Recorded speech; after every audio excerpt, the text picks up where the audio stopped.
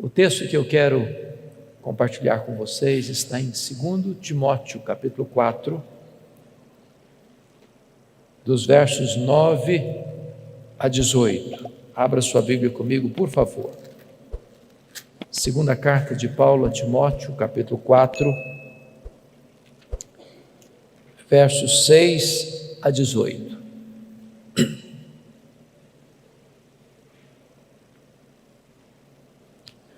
Todos vocês devem saber que esta carta foi a última carta que o apóstolo Paulo escreveu.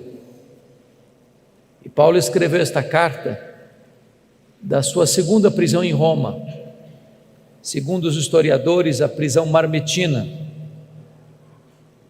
que era uma espécie de masmorra, úmida, fria, insalubre, de onde as pessoas saíam leprosas ou saíam para o martírio. Paulo escreve essa carta já sentenciado de morte, depois de ter recebido pena capital, e antes do seu martírio, ele escreve essa carta a Timóteo, num tempo de muita turbulência, quando a igreja cristã estava sendo massacrada, quando os crentes estavam sendo crucificados e queimados vivos, quando irmãos em Cristo estavam debandando de forma geral, abandonando o apóstolo Paulo, e até mesmo seu filho Timóteo estava com vergonha dele. Paulo escreve aqui suas últimas palavras antes de morrer, e portanto essas palavras se revestem de tanta importância para você e para mim. E ele se dirige a Timóteo assim: quanto a mim, já estou sendo oferecido por libação, e o tempo da minha partida é chegado. Combati o bom combate, completei a carreira, guardei a fé. Já agora a coroa da justiça me está guardada, a qual o Senhor reto juiz me dará naquele dia, e não apenas a mim, mas a todos quantos amam a sua vinda. Procura vir ter comigo depressa, porque Demas, tendo amado o presente século, me abandonou e se foi para Tessalônica. Crescente foi para a Galácia, Tito para a Dalmácia. Somente Lucas está comigo. Toma contigo Marcos e traze-o, pois me é útil para o ministério. Quanto a Tíquico, mandei-o até Éfeso. Quando vieres, traz a capa que deixei em Trode, na casa de Carpo, bem como os livros, especialmente os pergaminhos. Alexandre, o latoeiro, causou-me muitos males. O Senhor lhe dará paga segundo as suas obras. Tu guarda-te também dele, porque resistiu fortemente às nossas palavras. Na minha primeira defesa, ninguém foi a meu favor. Antes todos me abandonaram. Que isto não lhe seja posto em conta. Mas o Senhor me assistiu e me revestiu de forças, para que por meu intermédio a pregação fosse plenamente cumprida, e todos os gentios ouvissem, e fui libertado da boca do leão. O Senhor me guardará, ou me livrará também de toda obra maligna, me levará salvo para o seu reino celestial. A Ele glória pelos séculos dos séculos. Amém. Eu quero pedir permissão para você para só voltar nesse texto, na conclusão da minha fala. Meu propósito nesta noite é apresentar a vocês o apóstolo Paulo. Quem foi este homem que morreu pobre, velho, abandonado, cheio de cicatrizes, acusado de ser o líder dos incendiários de Roma? Quem é este homem que, inobstante morrer debaixo de ostracismo, é mais influente na história do que todos os Césares de Roma juntos? Quem é este homem que plantou igrejas nas províncias da Galácia, da Macedônia, da Acaia, da Ásia Menor, que de Jerusalém ao Ilírico anunciou a esperança do Evangelho? Quem é este homem que dos 27 livros do Novo Testamento escreveu 13 deles, e que ainda hoje influencia milhões e milhões de pessoas. Meu propósito nesta noite é apresentar a vocês este homem. Quem é este homem chamado Paulo? A primeira referência que nós poderíamos encontrar dele na Bíblia está lá em Filipenses capítulo 3, versos 5 e 6, quando diz que ele foi circuncidado ao 8º dia, da linhagem de Israel, da tribo de Benjamim, hebreu de hebreus, quanto à lei fariseu, quanto ao zelo perseguidor da igreja. Diz a Bíblia em Atos 22, 3, que ele nasceu em Tarso da Sicília, por isso era um cidadão romano, e foi enviado ainda jovem para Jerusalém para estudar aos pés do grande mestre Gamaliel, neto do rabino Hilel, para ser um grande líder do seu povo. Diz Gálatas capítulo 1, versículo 14, que ele se destacou entre seus pares, entre seus contemporâneos, pelo zelo que ele tinha pela lei de Deus, pela maneira tão rigorosa com que ele estudou e se preparou para se transformar um grande rabino judaico, um homem de uma personalidade forte, um homem de um temperamento firme, um homem de uma capacidade intelectual sem precedentes no seu tempo, um homem que foi levantado para ser o grande líder do seu povo. Mas curiosamente, enquanto Saulo crescia e se fortalecia em Jerusalém, diz a Bíblia que um outro rabino também se despontava em Israel,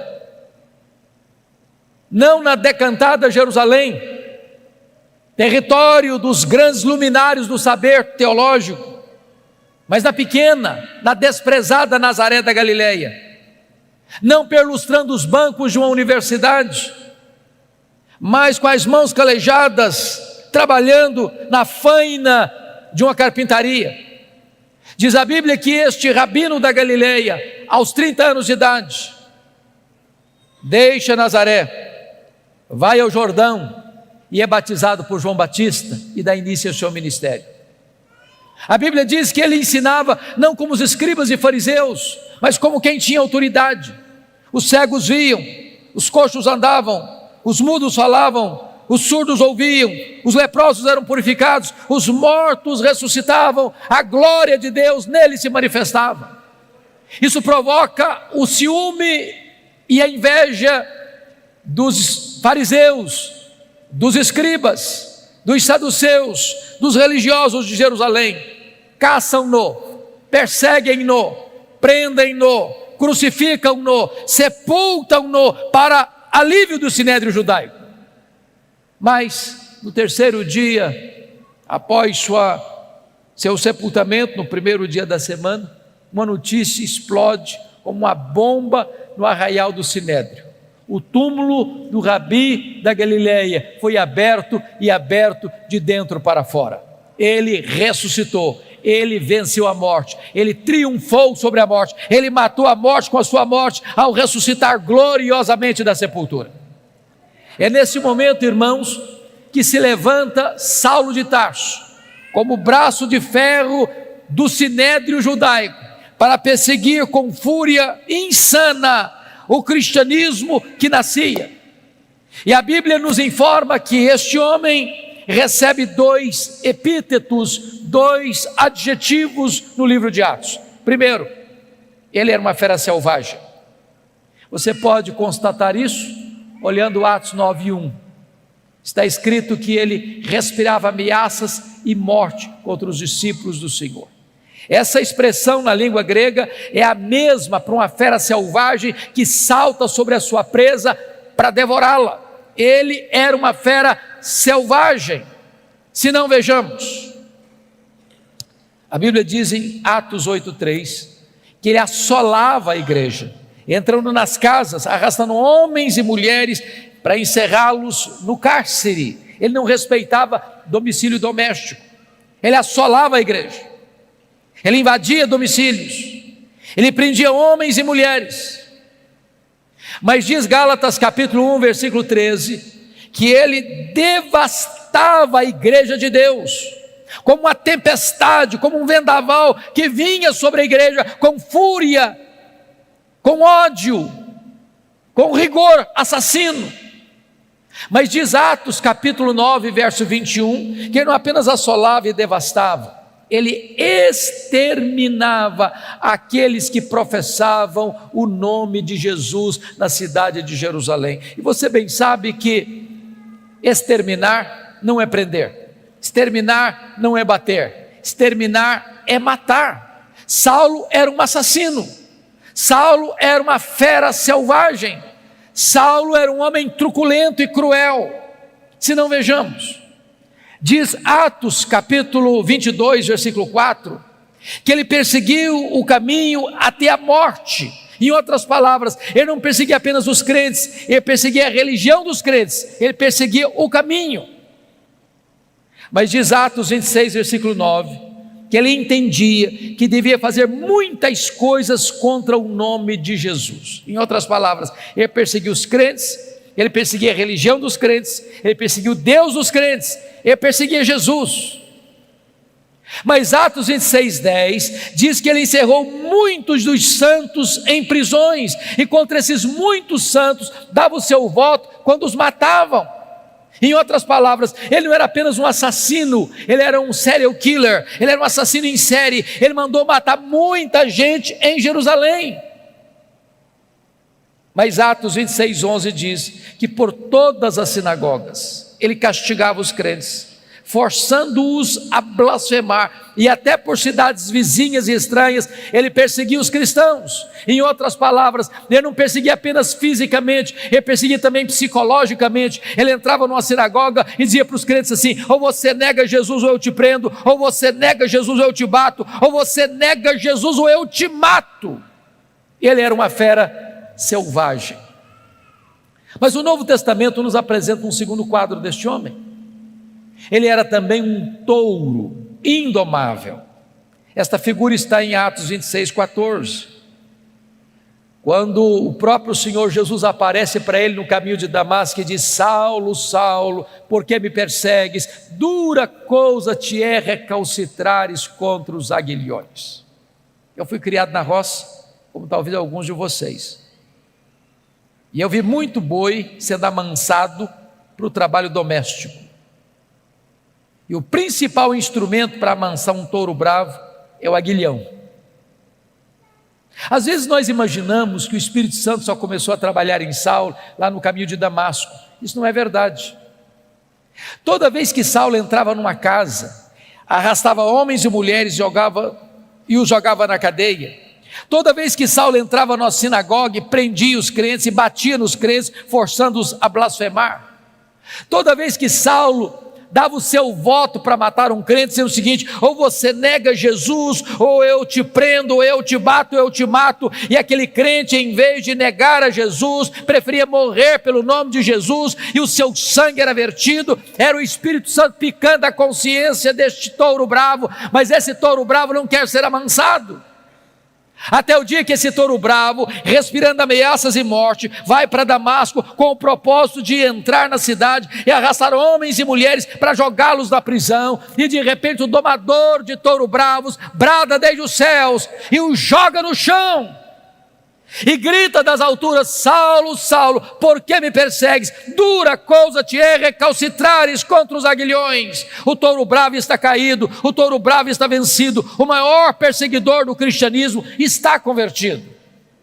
Muda aqui radicalmente a sua história, vira-se a página da sua história, porque aquele homem que era um sanguinário, que era um assassino, que era uma fera selvagem, que era um touro indomável, agora está completamente transformado quando ele conclama e chama Jesus de Senhor. Jesus agora é o Senhor da sua vida.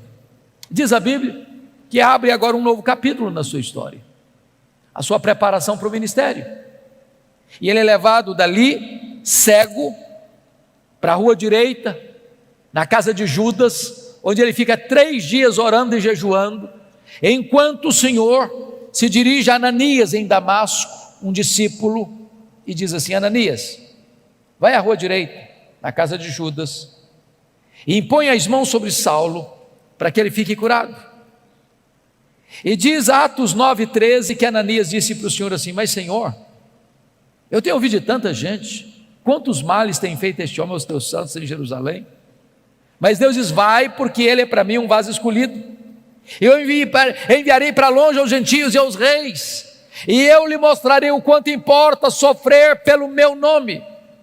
Diz a Bíblia que Ananias vai e impõe as mãos sobre Saulo, as escamas caem dos seus olhos, ele volta a ver. Diz a Bíblia que o Espírito Santo entra nele, ele fica cheio do Espírito Santo. Diz a Bíblia que ele foi batizado. E nesse momento eu convido você para abrir sua Bíblia em Atos 9:20, por favor.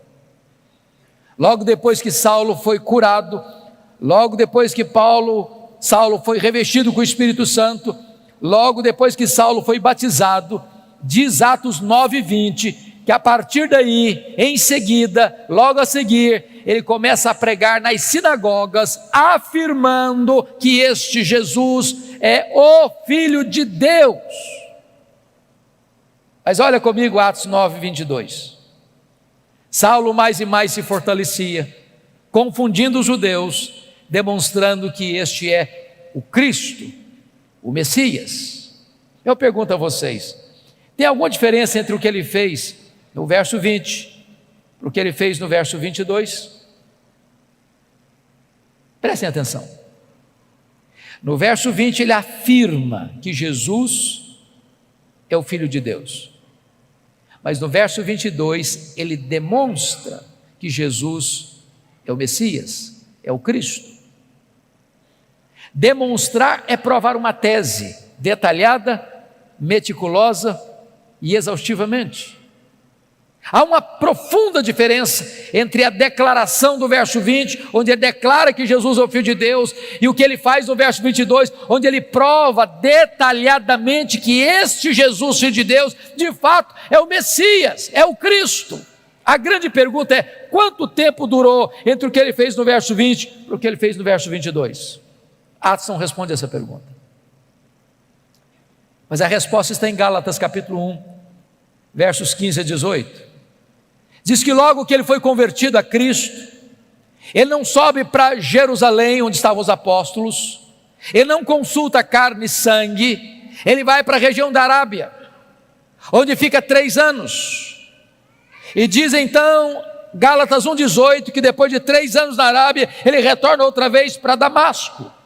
A grande pergunta: o que é que Saulo ficou fazendo na Arábia 3 anos? E a resposta é: um discipulado intensivo com Jesus. Se Jesus investiu 3 anos nos apóstolos em Jerusalém, agora em Israel, Jesus agora investe 3 anos em Saulo na Arábia. A teologia que Paulo aprendeu, ele não aprendeu como aprendeu as doutrinas do judaísmo aos pés de um mestre humano, ele aprende por revelação direta do Senhor Jesus Cristo. O Senhor revelou-se a ele e nele. Nesses 3 anos na Arábia, certamente ele releu o Antigo Testamento e ele começa então a perceber e a constatar que aquele Jesus que ele perseguira, de fato era o Messias. Convencido, portanto, desta verdade, depois de 3 anos, diz Gálatas 1,18, que ele retorna outra vez para Damasco, e é nesse retorno para Damasco que se encaixa Atos 9:22, Saulo mais e mais se fortalecia, confundindo os judeus, demonstrando que Jesus é o Cristo. O que é que acontece com ele? Os judeus querem matá-lo, ele precisa fugir, de forma humilhante, dentro de um cesto, muralha abaixo, de noite. Para onde ele vai agora? Agora ele vai para Jerusalém. E aqui eu quero levantar uma tese com os meus amados irmãos e preciso muito da sua atenção. Porque às vezes nós imaginamos, irmãos, que Saulo foi já usado poderosamente por Deus desde a sua conversão. Isso não é um fato. A tese que eu quero levantar é que quando Saulo vai para Jerusalém aqui, ele vai não guiado pela nova aliança, mas vai dirigido pela velha aliança. A nova aliança foi uma doutrina gloriosa que o próprio apóstolo Paulo mais tarde vai expor lá na sua 2ª carta aos Coríntios, a partir do capítulo 2, verso 14, quando ele diz: graças porém a Deus, que em Cristo sempre nos conduz em triunfo, e por meio de nós manifesta a fragrância do seu conhecimento, tanto os que são salvos como os que se perdem. Para um cheiro de vida para a vida, para outro cheiro de morte para a morte. Mas quem porém é suficiente para essas coisas? A pergunta fica no ar no capítulo 2, versículo 16 de 2 Coríntios, e só é respondida no capítulo 3, a partir do verso 4 a 6, quando diz: a nossa suficiência vem de Deus. O que é a velha aliança? A velha aliança é o que aconteceu quando Moisés desceu com as tábuas da lei do Monte Sinai. O povo disse para Moisés: tudo que o Senhor falou, nós faremos. Pergunta: vocês fizeram? Não, não fizeram. Por que não fizeram? Faltou-lhes sinceridade? Não, faltou-lhes poder. A velha aliança pode ser resumida assim: tudo depende de mim, nada depende de Deus. A nova aliança pode ser resumida assim: tudo depende de Deus, nada depende de mim. Pois eu quero lhes dizer que quando Saulo sobe para Jerusalém, ele está governado não pela nova aliança, mas pela velha aliança. Sabem por quê? Porque ele sobe para Jerusalém com a seguinte ideia latejando em sua mente: eu serei o grande líder da igreja de Jerusalém. Ele tinha motivos para pensar isso. Primeiro, todos os apóstolos de Jesus eram galileus, exceto Judas Iscariotes, que a essas alturas não existia mais. E vocês sabem que aqui na Judéia, em Jerusalém, os galileus eram tratados como gente segunda classe, com total desprezo, com total acepção e preconceito.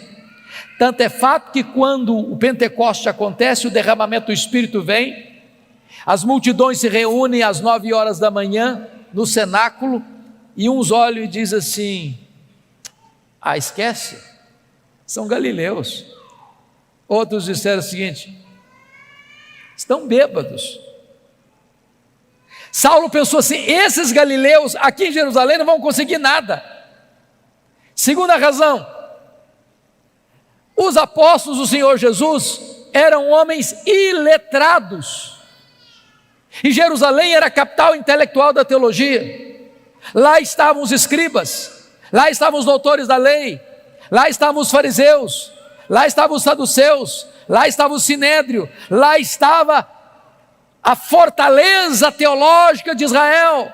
E Saulo pensou: esses homens, além de galileus, são iletrados, não vão conseguir nada aqui. Ainda mais, Saulo era um homem intelectual. Saulo tinha livre trânsito nos corredores do poder eclesiástico. Saulo conhecia Jerusalém, Saulo fora criado em Jerusalém, Saulo perseguiu a igreja de Deus em Jerusalém, e ele sobe com a seguinte ideia: eu tenho o melhor currículo, eu tenho o melhor preparo, eu tenho a melhor postura para ser o líder da igreja de Jerusalém, e com essas ideias ele sobe. Sabe o que acontece? Confira comigo Atos 9:26. Quando ele chega na igreja de Jerusalém, todos, não alguns, todos os discípulos não acreditaram na conversão dele. Achavam que ele estava sabotando a fé, achavam que ele estava blefando, e bateram a porta da igreja na cara dele. Para quem queria ser líder, nem recebido foi. Deus golpeia aqui o orgulho dele. Agora olha comigo Atos 9:27. Diz a Bíblia que Barnabé o apanha, Barnabé o apresenta aos apóstolos, os apóstolos recebem Saulo, e agora então ele tem livre trânsito na igreja, ele entra e sai, discute com os helenistas, e diz a Bíblia que os helenistas resolvem matá-lo. O que acontece? Os membros da igreja, os discípulos se reúnem e dizem assim para Saulo: Saulo, você não pode ser o nosso pastor não, você tem que ir embora da nossa igreja. Agora preste atenção, irmãos, não é fácil para um pastor estar convencido que deve ficar na igreja, quando os membros da igreja estão convencidos que ele deve sair da igreja. Não é fácil. Sabe o que aconteceu com ele? Ele não foi embora. Ele não foi embora. Mas se você olhar Atos 26:17, não foram apenas os crentes que mandaram ele embora, não. O próprio Deus apareceu para ele numa visão em Jerusalém e diz assim: vai embora de Jerusalém, que eles não vão te ouvir. Meus irmãos, ser mandado embora pelos líderes da igreja é uma coisa, ser mandado embora pelos membros da igreja é outra coisa, mas ser mandado embora da igreja pelo próprio Deus, parece que não resta opção. Mas sabe qual a decisão dele? Ele não foi embora. Aliás, confira aí comigo Atos 22:18 e 19, que ele discute com Deus. Ele arrasou com Deus: mas Senhor, Eu persegui a igreja aqui. Quando se matou Estevão, tua testemunha estava presente, consentia nisso, até guardei as vestes daqueles que o apedrejaram. Sabe o que ele está dizendo para Deus? Oh Deus, o Senhor pensa melhor, o Senhor pensa direito. O senhor não pode cometer esse erro estratégico. Eu sou o cara, eu sou o homem, eu tenho o melhor currículo, eu tenho o melhor perfil, eu tenho o melhor preparo. Se o senhor me tirar daqui, essa aqui não vai para frente. Eu sou indispensável. Sabe o que aconteceu? Deus não mudou. Foi Saulo quem tem que mudar e mudar. Deus diz, vai! Sabe o que aconteceu com ele? Ele não foi. Ele não foi. Volte a ler comigo agora Atos 9:30 e você perceberá isso. Os discípulos pegaram Saulo e o levaram até Cesareia. Preste atenção que ele não foi, ele foi levado. Ele não saiu, saíram com ele. Ele saiu de Jerusalém como Ló saiu de Sodoma, a reboque. E mandaram-no depois para onde? Para Tarso. Onde era Tarso? O lugar que ele nasceu. Sabe o que Deus está dizendo para esse cara que você acha insubstituível? Meu filho, se você pensa que eu preciso de você, você está muito enganado. É você quem precisa de mim. Você quer saber de uma coisa? Arruma as malas e volta para casa. Arruma as malas e volta para casa. Entenda isso, amado irmão. Deus não precisa de você, é você quem precisa de Deus. Você não é insubstituível. Sabe o que aconteceu com ele? Para quem queria ser o líder, ele fica lá em Tarso mais de 10 anos, no molho, no anonimato, longe dos holofotes, longe das luzes da ribalta. Sabe por quê, irmãos? Porque primeiro Deus estava trabalhando nele, para depois Deus trabalhar através dele. Deus está mais interessado em quem você é do que no que você faz. Você primeiro precisa entender que tudo depende de Deus, nada depende de você. Mas o pior não tinha acontecido não. O pior está em Atos 9:31, confira aí comigo. No dia que Saulo arrumou as malas e foi embora da igreja de Jerusalém, diz a Bíblia que a igreja passou a crescer e passou a ter paz. Você quer uma coisa pior do que isso para um pastor? No dia que o pastor vai embora da igreja, todos os problemas da igreja se resolvem. A igreja explode em crescimento. Tudo depende de Deus, nada depende de nós.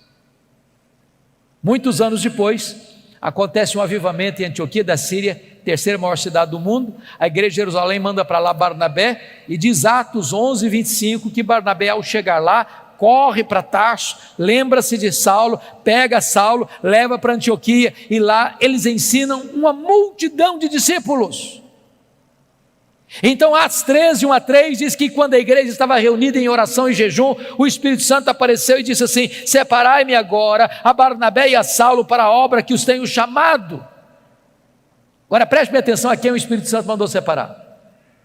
Não foi Saulo e Barnabé, foi Barnabé e Saulo. Já foi reserva alguma vez?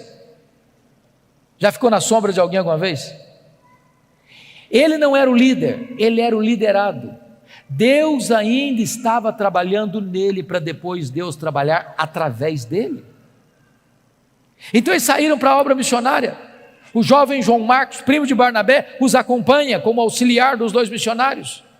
Eles chegam em Pafos e diz a Bíblia que ali em Pafos o procônsul Sérgio Paulo está interessado no evangelho, mas o seu mágico particular Elimas tenta impedir o procônsul de ouvir o evangelho, e diz a Bíblia que Saulo, cheio do Espírito Santo, se dirige ao mágico assim: ó filho do diabo, até quando perverterás os retos caminhos de Deus, pois ficarás cego. O mágico fica cego, os olhos espirituais do procônsul são abertos e ele é convertido a Cristo. E diz a Bíblia que a partir dali, Saulo deixa de usar o seu nome judaico Saulo para usar o seu nome romano Paulo, e a partir dali ele se transforma no maior líder do cristianismo. Sabem por quê? Porque agora eu tinha entendido a verdade: tudo depende de Deus, nada depende de mim. Dali eles saem para perto da Panfilha, Atos 13:13. Diz a Bíblia que em Atos 13:13, em perto da Panfilha, o jovem João Marcos deixa os dois missionários e volta para Jerusalém. Você pode até perguntar: por que o João Marcos deixou os dois missionários? A Bíblia não diz, mas eu lhes darei 3 possibilidades. Primeira, quando ele saiu de Antioquia, ele pensou que fazer missões era turismo. Quando ele percebeu que não era turismo, ele ficou decepcionado e disse: não, isso eu não quero não. Segunda possibilidade, quando ele saiu de Antioquia, o líder da caravana era o seu primo Barnabé. No meio do caminho muda o comando, agora é Paulo o comandante. Não, sob o comando do meu primo eu vou, o comando desse outro aqui eu não vou não. Terceira possibilidade, eu creio nessa. Diz Gálatas capítulo 4, versos 13 a 15, que Paulo pregou o evangelho pela primeira vez na Galácia, Antioquia da Pisídia, Icônio, Derbe e Listra, por causa de uma enfermidade física. Que enfermidade física era essa? Que ele chamou em 2 Coríntios 12, 7, de um espinho na carne, mensageiro de Satanás, para lhes bofetear, a fim de que ele não se ensoberbecesse. A Bíblia não diz que ele saiu doente de Antioquia, mas a Bíblia diz que ele chegou doente no primeiro destino da sua viagem missionária. Os estudiosos afirmam que Paulo contraiu uma malária em Antioquia, nessa região de perto da Panfilha, que era uma região alagadiça, pantanosa, com forte incidência de malária, que dava uma dor de cabeça alucinante, que afetava a visão inclusive. Então João Marcos deve ter pensado assim: bom, eu estou muito jovem para ficar doente, eu vou voltar para a casa da minha mãe.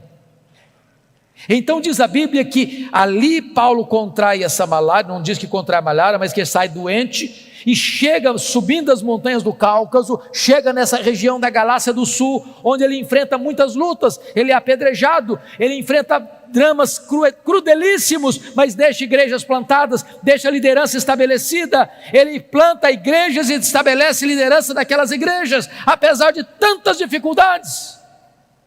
Diz Atos 14, verso 26 e 27, que ao término dessa primeira viagem missionária, eles retornam para a igreja de Antioquia da Síria, reúnem a igreja e relatam à igreja quantas coisas fizeram Deus por intermédio deles, e como Deus abrir a porta do evangelho para os gentios. Aqui uma nota de rodapé, meus irmãos: há espaço para testemunhos na igreja, mas não há espaço para projeção humana na igreja. Eles não relataram quantas coisas fizeram eles relataram quantas coisas fizera Deus.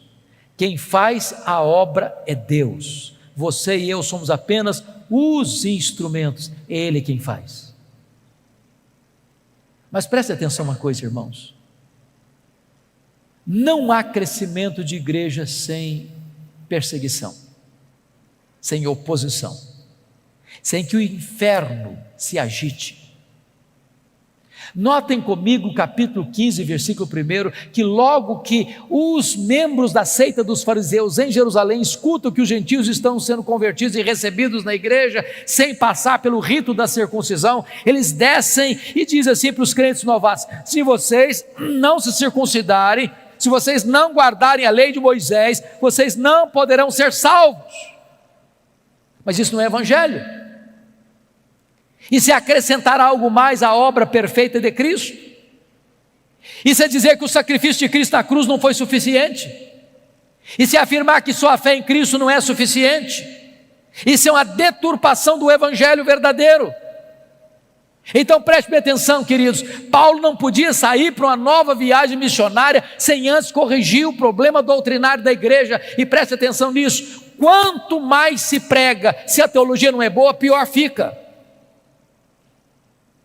Não basta pregar, é preciso pregar o evangelho verdadeiro.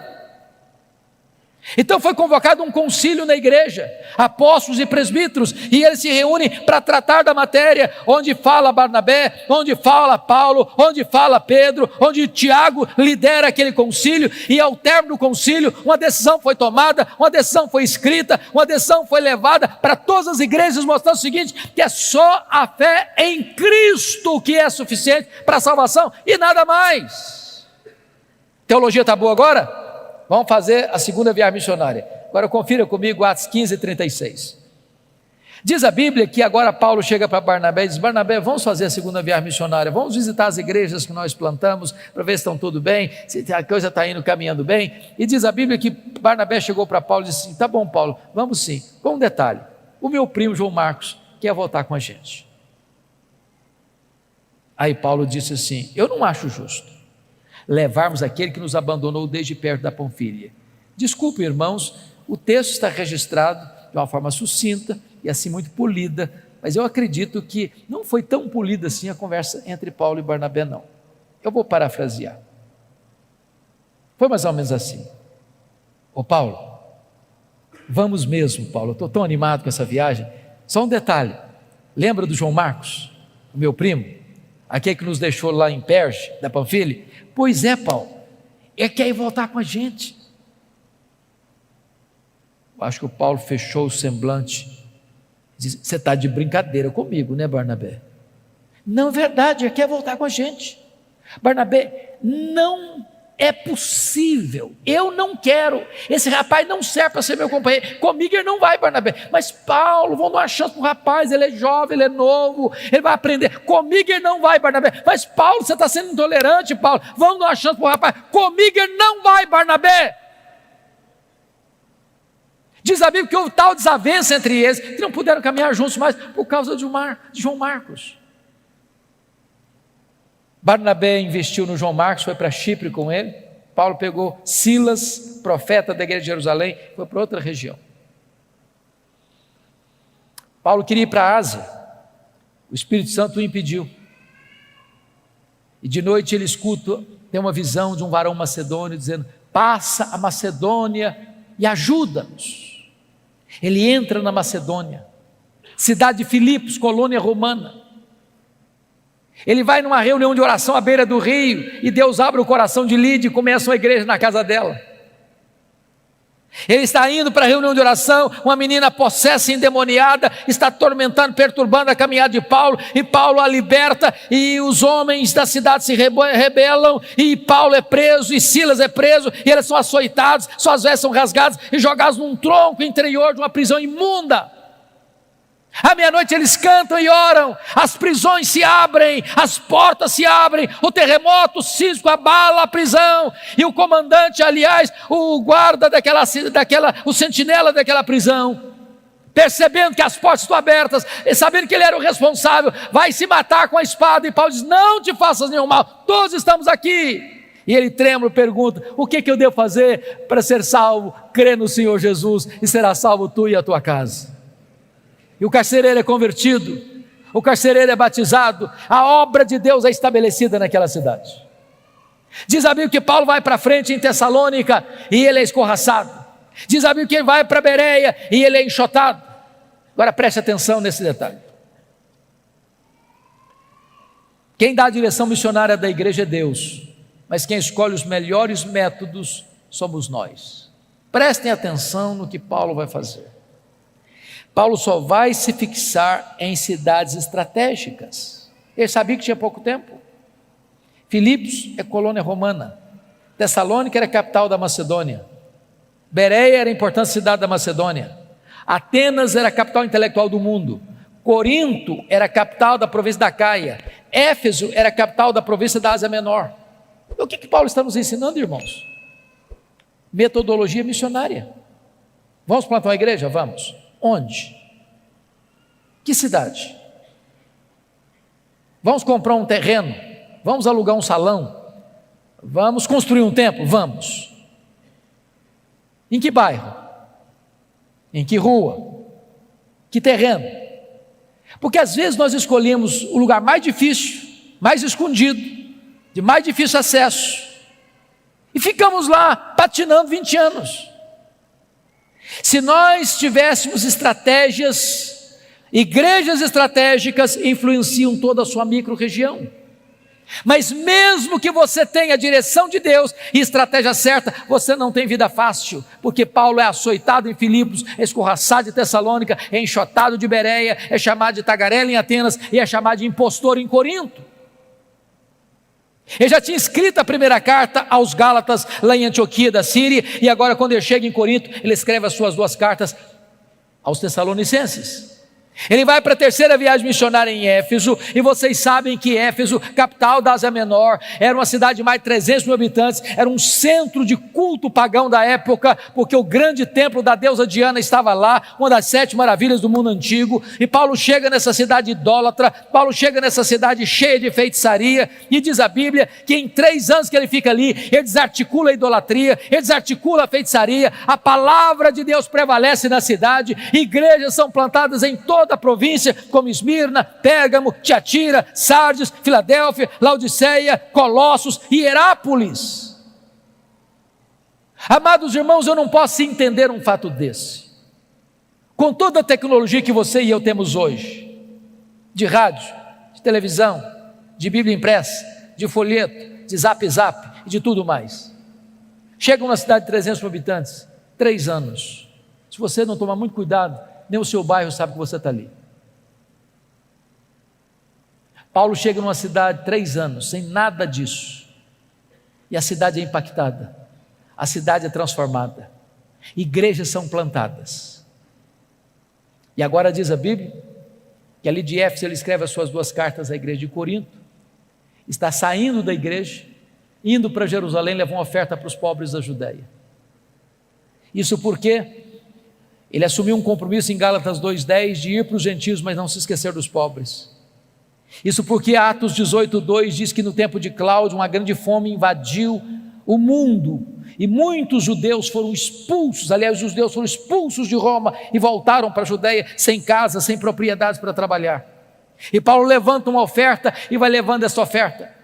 Quando ele chega para embarcar em Mileto, ele diz para os presbíteros de Éfeso assim: o Espírito Santo me assegura que o que eu vou enfrentar pela frente são cadeias e tribulações, mas em nada eu considero a vida preciosa para mim mesmo, conquanto que eu complete a minha carreira e o ministério que eu recebi do Senhor Jesus para testemunhar o evangelho da graça de Deus. Quando ele chega e desembarca em Cesareia Marítima, Ágabo prende com o cinto e diz: você vai ser preso em Jerusalém, é isso que vai acontecer com você lá. Os discípulos tentam demover, ele diz: eu estou pronto não só a ser preso, eu estou pronto a morrer por Jesus em Jerusalém. Ele chega e é preso mesmo. Os judeus resolvem matá-lo. 40 judeus entram em conspiração de anátema: nós não vamos comer, nós não vamos beber enquanto não matar Paulo. A notícia chega ao comandante, ele é transferido naquela noite para Cesareia Marítima, onde fica 2 anos sendo acusado pelos judeus. Diante da fraqueza do governador Festo, pronto a entregá-lo ao Sinédrio, e o Sinédrio pronto a matá-lo no caminho, Paulo, percebendo a jogada, diz: eu sou cidadão romano e eu quero ser julgado diante de César. E o governador diz: para César você quer ir? Para César você irá. Mas Deus já havia dito para ele, lá em Atos 23:11, quando ele estava preso na fortaleza em Jerusalém: coragem, Paulo, assim como você deu testemunho aqui em Jerusalém, eu quero que você dê testemunho também em Roma.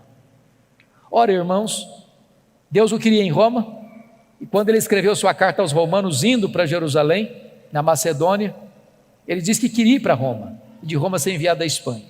O que você espera?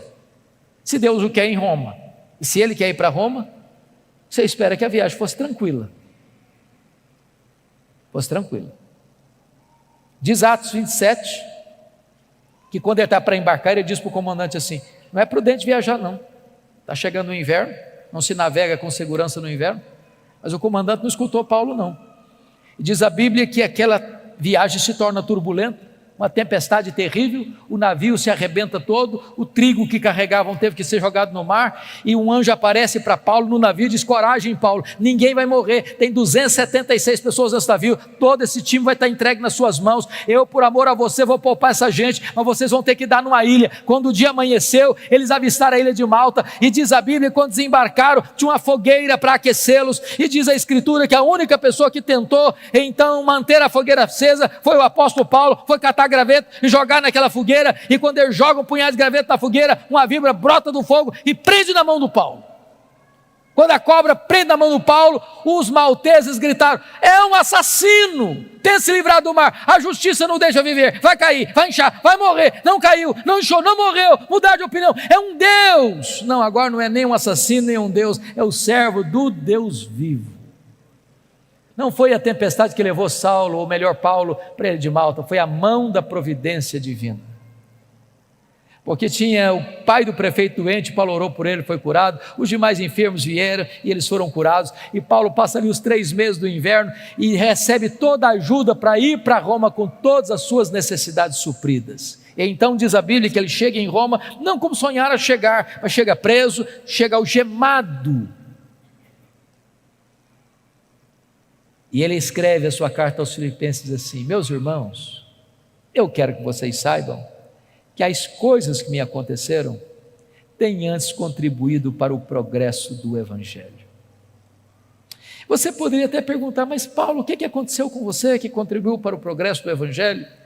Ele faria um resumão para nós assim: olha, eu fui perseguido em Damasco, eu fui rejeitado em Jerusalém, eu fui esquecido em Tarso, eu fui apedrejado em Listra, eu fui açoitado em Filipos, eu fui escorraçado em Tessalônica, eu fui enxotado de Bereia, eu fui chamado de tagarela em Atenas, eu fui chamado de impostor em Corinto, eu enfrentei feras em Éfeso, eu fui preso em Jerusalém, eu fui acusado em Cesareia, eu enfrentei um naufrágio para Roma, eu fui picado por uma cobra em Malta, eu cheguei em Roma preso e algemado, mas eu quero que vocês saibam que as coisas que me aconteceram têm antes contribuído para o progresso do Evangelho.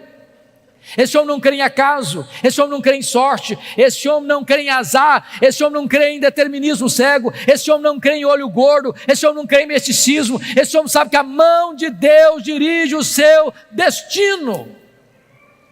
Porque ele está preso em Roma, 3 coisas ele testemunha que aconteceram. Primeiro, a igreja foi mais encorajada a pregar.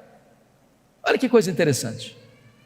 Quando a igreja de Roma viu que Paulo preso estava trabalhando mais que eles, se mexeram. Ray Stedman, de saudosa memória, tem um método, segundo ele, que é um dos mais eficazes de crescimento de igreja. Eu pessoalmente não gosto tanto. Ele diz o seguinte: você quer ver a igreja crescer?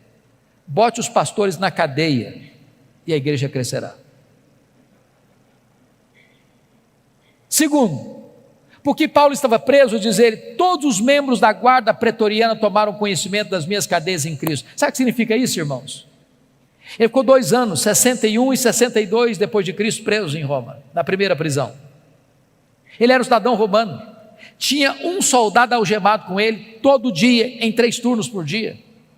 A guarda pretoriana era a guarda de elite do imperador, era a guarda de escol, eram os soldados da mais alta patente do império, eram 16 mil soldados da mais alta patente, gente que trafegava nos corredores do poder, todo dia tinha alguém algemado com ele. E o que Paulo fazia com eles? Evangelho neles, evangelho neles, evangelho neles. Depois de 2 anos, toda a guarda pretoriana estava evangelizada. Se Paulo não estivesse nessa prisão, ele jamais alcançaria a elite de Roma.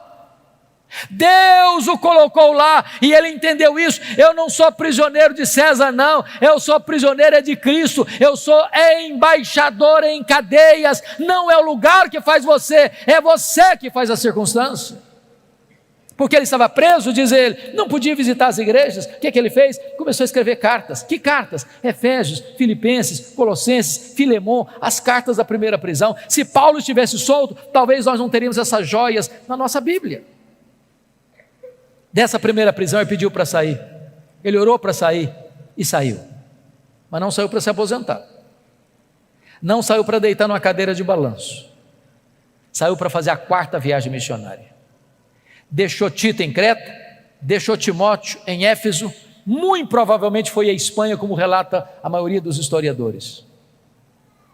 Passou por Nicópolis, escreveu mais 2 cartas, 1 Timóteo e Tito. Mas agora, irmãos, uma tragédia acontece no mundo.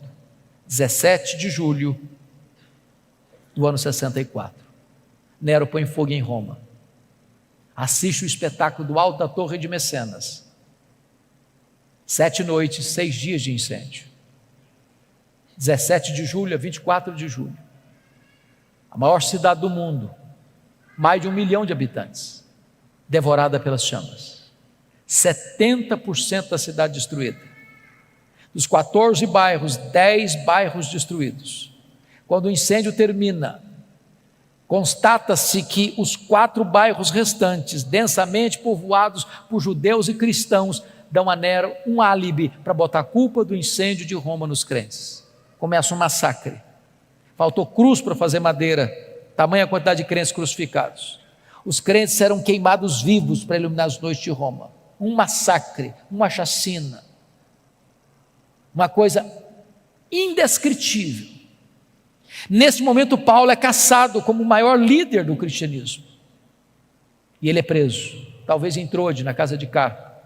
Não deu para pegar seus livros, nem seus pergaminhos, nem mesmo a sua capa pessoal. E agora ele é jogado na masmorra marmetina, um buraco, escuro, úmido, frio, insalubre. E é desta masmorra é que ele escreve a sua última carta, a carta segundo Timóteo. E agora eu convido você para abrir o texto lá onde nós começamos, para nós encerrarmos esta palavra. Preste bem atenção, que Paulo está preso agora não é como um apóstolo, como da primeira prisão. O que está por trás dessa prisão não é mais os judeus, mas a máquina do Império Romano. Confira comigo aí capítulo 2, versículo 9. Ele está preso agora como um malfeitor, como um bandido. Pense você em Paulo, o grande apóstolo, circulando por todas as mídias da época, de boca em boca, de ouvido em ouvido, de esquina em esquina, de rua em rua, de avenida em avenida, de cidade em cidade, de aldeia em aldeia. Lembram do Paulo? Aquele Paulo, o pregador, o plantador de igrejas, o teólogo da igreja, o missionário maior da igreja, pois ele é um bandido. Ele é o líder dos incendiários. Sabe o que aconteceu? Confira aí capítulo 1, versículo 15. Todos os da Ásia o abandonaram, todos. Ninguém quer ficar perto dele, ninguém se é amigo dele. Os crentes que foram recebidos por ele, filhos da fé dele, não querem mais saber dele. Todo mundo está com medo de se aproximar dele. Agora olha o capítulo 1, versículo 8. O próprio filho da fé, o mais íntimo cooperador do apóstolo Paulo, chamado Timóteo, está com vergonha de Paulo. Paulo diz: meu filho, não te envergonhes das minhas cadeias. Sabe o que aconteceu? Olha comigo capítulo 4, versículo 16. Vocês sabem que Roma, o Império Romano, mesmo diante de tamanha perseguição, o direito romano era muito famoso e até hoje é estudado nas universidades. Toda pessoa tinha direito de defesa, pois ele teve esse direito. Ele vai para a primeira audiência. Na minha primeira defesa, diz capítulo 4, 16, ninguém foi a meu favor. Pense comigo nessa cena. Paulo deve ter ido para lá assim pensando: vai ter muito crente lá para me defender, para dizer que eu não sou um bandido, para dizer que eu sou homem de Deus, para dizer que eu sou um apóstolo, para dizer que eu sou um pregador do evangelho, para dizer que eu sou comprometido com outra causa, a causa do bem, a causa do amor, a causa da salvação. Vamos dizer que eu não sou esse homem de quem estão acusando aí. Quando ele chega lá, não tem ninguém para defendê-lo. Sabe o que aconteceu? Ele é condenado não à prisão perpétua, é condenado à pena de morte. Pena de morte. É dessa forma que ele escreve essa carta. O que ele tem para repartir conosco? Primeiro, vai fazer uma avaliação da vida. Olha aí a avaliação do passado. Versículo 7. Combati o bom combate, completei a carreira, guardei a fé. Todos os verbos estão no passado. Está dizendo o seguinte: a vida não foi amenidades, não. Eu não larguei a obra no meio do caminho, não. Eu não prostituí meu ministério, não. Eu guardei a fé. Ele faz uma avaliação agora do seu presente no verso 6. Quanto a mim, já estou sendo oferecido por libação, e o tempo da minha partida é chegado. Sabe o que ele está dizendo? Ele está dizendo o seguinte: não é Roma que vai me matar, não. Eu que vou me entregar. Eu não vou me entregar para Roma, não. Eu vou me entregar como libação ao Senhor. E eu não vou morrer também, não. Eu vou partir, porque essa palavra partida aí é um eufemismo para a morte. Essa palavra no grego tem 3 significados. Primeiro, é aliviar alguém de um peso. Sabe o que é morrer para um crente? É descansar da sua fadiga. Segundo, é desatar um bote e atravessar para o outro lado do rio. Sabe o que é morrer para um crente? É fazer a última viagem rumo à pátria celestial. Sabe o que significa a palavra partida? Significa o seguinte: é que você agora, nessa palavra, significa levantar acampamento, afrouxar as estacas de uma barraca provisória e ir para sua casa permanente. Sabe o que é morrer para um crente? É mudar de endereço, é ir para a casa do Pai. Paulo não está com medo de morrer, porque sabe em quem tem crido e sabe para onde está indo. Agora faz uma avaliação do seu futuro no versículo 8. E ele diz o seguinte: já estou indo receber a coroa da justiça, a qual o Senhor reto juízo me dará naquele dia, e não apenas a mim, mas a todos quantos amam a sua vida. Sabe o que ele está dizendo, irmãos? Não importa se Nero me considera um bandido, o que importa para mim é que eu vou comparecer perante o reto juiz, e o reto juiz já guardou para mim a coroa da justiça. Eu não estou indo para o cadafalso, não, eu estou indo é receber a coroa da justiça, eu estou indo é para a glória celestial. Mas esse homem não é um super-homem. Ele abre o coração no final da vida e compartilha conosco a sua dor. O primeiro drama que esse homem enfrenta, confira comigo aí, versículo 9, é o drama da solidão. Procura vir ter comigo depressa. Olha o verso 21. Venha, meu filho, mas venha antes do inverno. Oh, amados irmãos, gente precisa de Deus, mas gente precisa de gente. Todos nós aqui precisamos de um amigo, de um ombro, de alguém com quem repartir as dores e abrir o coração. Eu não sei quantos de vocês notaram, o ano passado foi um ano muito doloroso, muito triste para a igreja evangélica. Muitos pastores evangélicos tiraram a sua vida, cometeram suicídio o ano passado. Às vezes você lida com multidão e vive no universo da solidão. Você precisa ter um amigo em quem você confia para repartir as dores do seu coração. Paulo é um apóstolo, mas ele está dizendo: eu preciso de você, meu filho, venha ter comigo, eu preciso encostar minha cabeça no seu peito antes de morrer, venha depressa, eu não posso esperar mais. Segundo drama que esse homem enfrenta, meus irmãos, está no versículo 10, olha comigo, é o drama do abandono. Demas, tendo amado o presente século, me abandonou. Não é fácil ser abandonado, não é fácil ser abandonado no final da vida, não é fácil ser abandonado quando você precisa de ajuda, não é fácil ser abandonado quando você mais precisa de socorro, não é fácil ser abandonado por aqueles que você um dia ajudou, não é fácil ser abandonado quando você está sofrendo injustiça. Paulo está enfrentando o drama do abandono. Talvez você que entrou aqui hoje está enfrentando algum tipo de abandono dentro da sua casa, pelo seu namoro, namorado, namorada, noivo, noiva, marido, esposa, amigo, amiga, irmão, irmã, eu não sei. O drama do abandono é cruel e Paulo está lidando com esse drama. Terceiro drama que ele enfrenta, confira comigo aí o versículo 14 e 15, o drama da traição. Alexandre o Latueiro causou-me muitos males.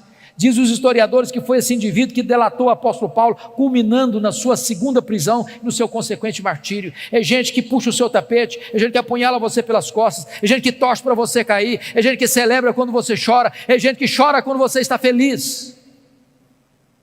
Muitas vezes, meus irmãos, embora você é um crente, você é um líder, você enfrenta o drama da traição. Sabe o que Paulo diz? Não tente vingar-se, não tente dar o troco, não tente revidar, não tente guardar mágoa no seu coração. Você não sabe lidar com isso, entregue essa causa nas mãos de Deus. O Senhor lhe dará paga, eu não. Meu papel é perdoar, meu papel é pagar o mal com o bem. Entregue essa causa nas mãos de Deus. Quarto drama que ele está enfrentando, versículo 13, confira comigo, o drama das privações. Ele está enfrentando 3 privações. Primeiro, privação emocional, gente precisa de gente. Privação mental, ele está precisando de ler. Paulo me impressiona muito, porque sabe que vai morrer, está querendo estudar mais. Tem gente que passa a vida inteira e não estuda nada. É hora de você parar para pensar se você é uma pessoa que lê. Quem não lê não enxerga. Quem não lê vai ser comandado. Quem não lê não discerne. Quem não lê não entende. Paulo sabe que vai morrer, mas quer estudar um pouco mais. Não quer abrir mão da palavra de Deus. Ele quer se alimentar da palavra de Deus. Ele quer enriquecer a sua alma, mesmo no final da sua própria vida. Mas ele enfrenta ainda, irmãos, o drama das privações físicas. O inverno está chegando, não tem uma capa para usar. Você sabe que gente velha sente mais frio que gente nova. Lá em Roma, no inverno, faz mais frio numa masmorra do que fora dela, e a temperatura baixa a 0 grau, até mais do que isso. está dizendo o seguinte: meu filho, se você não vier logo, eu vou morrer de frio antes de ser degolado. Traz a minha capa quando você vier. Sabe o que me impressiona com isso? O maior pastor, o maior teólogo, o maior missionário, o maior plantador de igrejas da história do cristianismo não tem uma capa surrada para usar no inverno. E você? Tem casa, tem cama, tem roupa, tem comida, tem conforto, e às vezes você está murmurando. Está murmurando.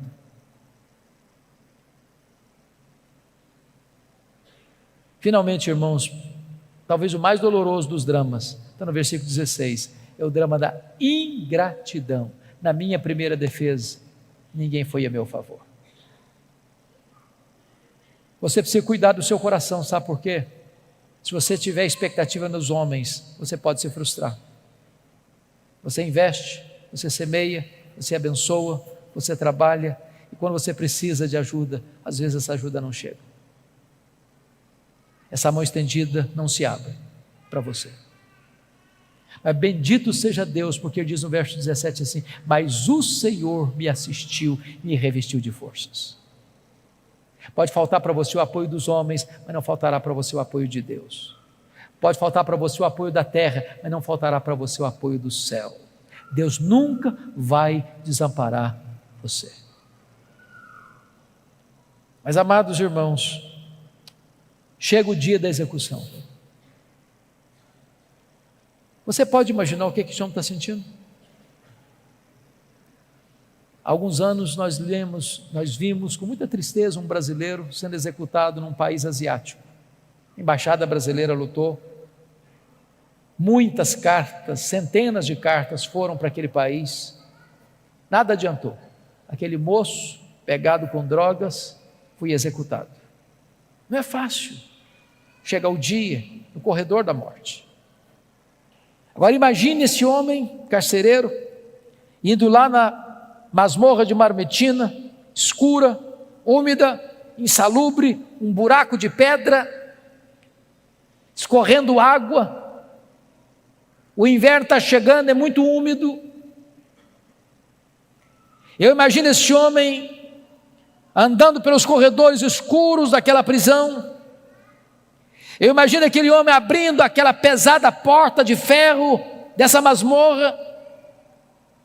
Eu imagino esse homem entrando com a tocha de fogo para conseguir enxergar muito bem o que está lá dentro.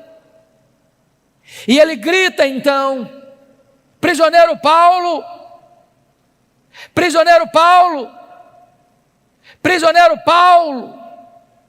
Talvez lá no canto, alguns trapos em cima da pedra úmida, aquele velho cheio de cicatrizes se levanta e diz: sou eu estou aqui. Ele é acorrentado, ele é retirado dessa masmorra úmida, ele é levado ao cadafalso, ao local do patíbulo e da execução. E eu imagino esse homem perguntando para ele assim: você quer dizer algumas palavras antes de morrer? Pensando que ele ia de dizer da mágoa, da dor, do ressentimento, da revolta, da tristeza, da decepção. E o velho apóstolo responde: sim, eu quero dizer algumas palavras antes de morrer.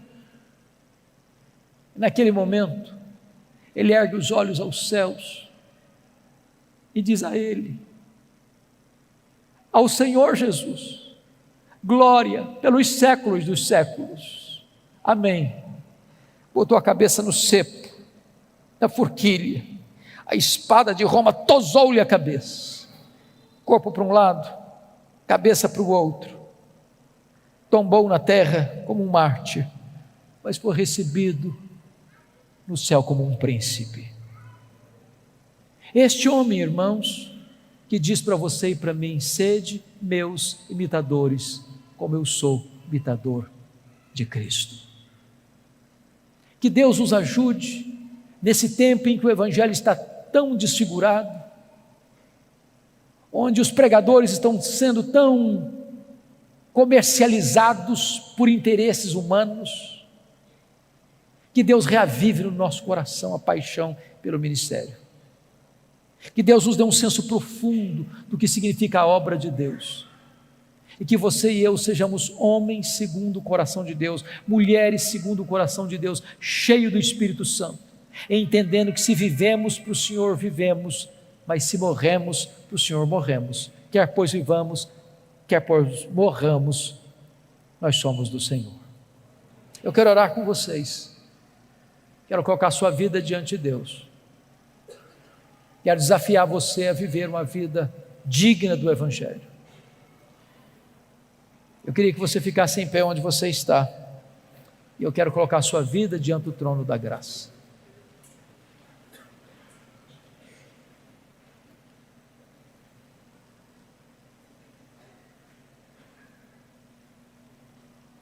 Eu não sei como que você entrou aqui hoje,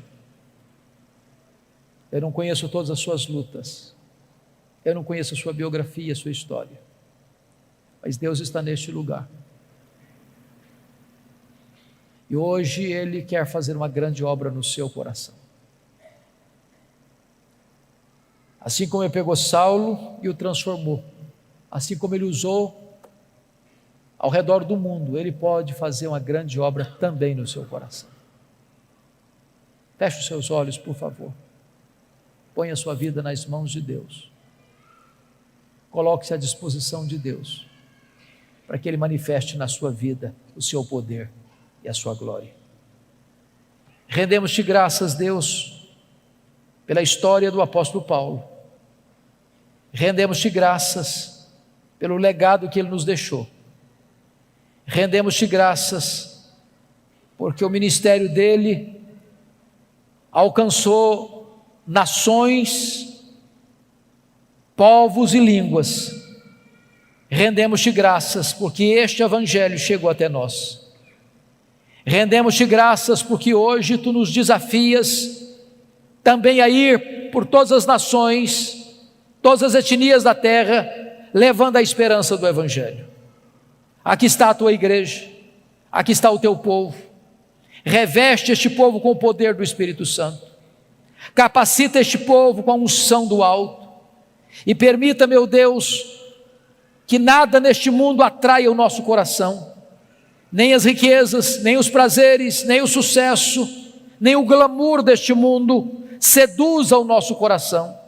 Que o nosso coração seja totalmente teu, que a nossa alma esteja repleta e cheia e transbordante do poder do Espírito Santo, que a tua glória inunde esta casa, que a tua glória inunde cada coração aqui, e que a tua igreja aqui representada em diversas denominações e igrejas dessa região, saia, meu Deus, no poder do Espírito Santo, para impactar essas cidades, para influenciar essas cidades com o poderoso evangelho do Senhor Jesus Cristo.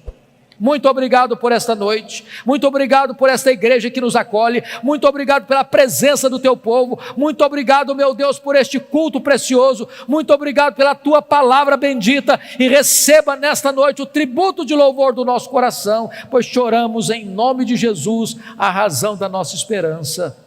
Amém.